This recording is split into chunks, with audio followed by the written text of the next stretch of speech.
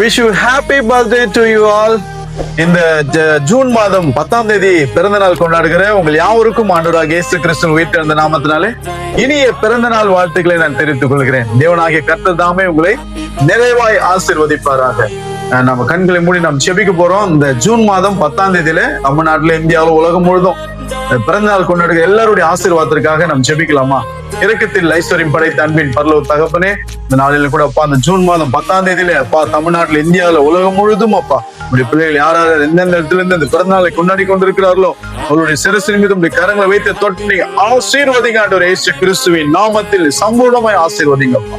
பிரியமானவனே, உன் ஆத்மா வாழ்வது போல எல்லாவற்றிலும் வாழ்ந்து சுகமாய் இருக்க வேண்டும் என்று விரும்புகிறேன் என்று சொன்ன வார்த்தையின்படி அப்பா, அன்புரே உடைய பிள்ளைகள் யாவரையும், அன்பு சிறு குழந்தைகள், அன்பு சிறுவர் சிறுமிகள், அன்பு வாலி பிள்ளைகள், அன்பு பெரியவர்கள், முதியவர்கள், அன்பு ஊழியக்காரர்கள், ஊழியக்கார அம்மாக்கள், இந்த நாள் யாரெல்லாம் பிறந்தால் கொண்டாடுற எல்லாரையும் ஆண்டவரே ஒரு சிறு சிறுமிக்கும் கரங்களை வைத்து தொட்டு ஆசீர்வதிங்க.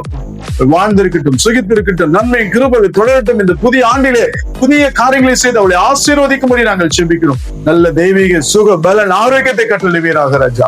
இந்த பிறந்த நாளிலே அவளுக்கு கொடுக்க வேண்டிய எல்லா நன்மைகளை கொடுத்து இந்த ஆண்டு முழுவதும் ஆசீர்வதிங்க. இந்த நாள் முதல் கொண்டு இந்த ஆண்டு முழு அவளுக்கு நீ செய்ய வேண்டிய புதிய நன்மைகள், புதிய ஆசீர்வாதங்கள் எல்லாம் கொடுத்து ஆசீர்வதிங்கப்பா.